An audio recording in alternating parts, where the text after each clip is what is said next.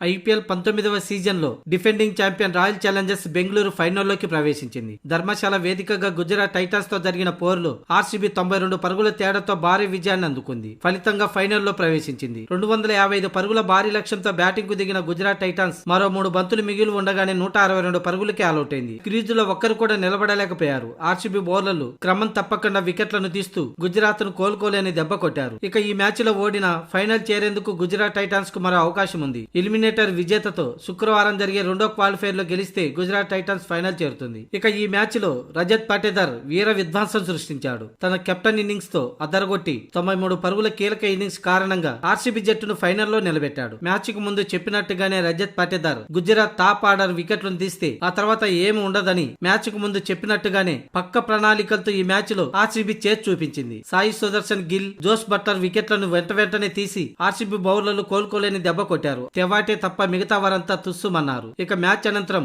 RCB captain Rajat Patidar స్పందించాడు. ఇది ఒక అద్భుతమైన మ్యాచ్. ఫైనల్ చేరాలంటే ఎలా ఆడాలో అలాగే ఆడాం. మా బ్యాటర్ల ఆధిపత్యం అమోఘం. ప్రతి ఒక్క బ్యాటర్లు వచ్చిన వారు వచ్చినట్టే బంతిని బాధేశారు. వాస్తవానికి ఇలా ఆడాలని ఎలాంటి ప్లాన్ చేయలేదు, కానీ ప్రత్యర్థి బౌలర్లపై విరుచుకుపడేందుకు సిద్ధంగా ఉండాలనుకున్నాం. ఇక ఆ తర్వాత బౌలింగ్ లో పక్క ప్రణాళికలు అమలయ్యాయి. గుజరాత్ టాప్ 3 వికెట్లను అవుట్ చేస్తే మ్యాచ్ పై పట్టు సాధించొచ్చనే విషయం మాకు ముందే తెలుసు. అందుకే వారిని పవర్ ప్లేలను అవుట్ చేయాలనే ప్రణాళికలతో పక్కగా బరిలోకి దిగాం. ప్లాన్ సమర్థవంతంగా అమలు చేసి విజయం సాధించామని రజత్ పాటీదార్ అన్నాడు. ఇక తన ఇన్నింగ్స్ పై స్పందిస్తూ ప్రారంభంలో పిచ్చి ఎలా స్పందిస్తుందోనని ఓ 8-10 బంతులు నెమ్మదిగా ఆడతాను. ఆ తర్వాత మ్యాచ్ ని ఎలా ముందుకు తీసుకెళ్లాలనే దానిపై ఓ క్లారిటీ వస్తుంది. అయితే పిచ్చి ఎలా ఉన్నా నేను భయపడను. ఆ పిచ్చికి తగ్గట్టే తన బ్యాటింగ్ తీరు ఉంటుందని, ఈసారి ధర్మశాలలో అదే విధంగా తన ఇన్నింగ్స్ కొనసాగిందని రజత్ పాటీదార్ చెప్పుకొచ్చాడు. ఇక ఫైనల్స్ కు ముందు తగినంత విశ్రాంతి లభించింది. ఇక నేరుగా ఫైనల్స్ లో చూసుకుంటాం. ప్రత్యర్థి ఎవరన్నది సంబంధం లేదు. మా లక్ష్యం రెండో టైటిల్ గెలవడమే అంటూ రజత్ పాటీదార్ చెప్పుకొచ్చాడు. కాగా ఈ తొలి క్వాలిఫైర్ కు ముందు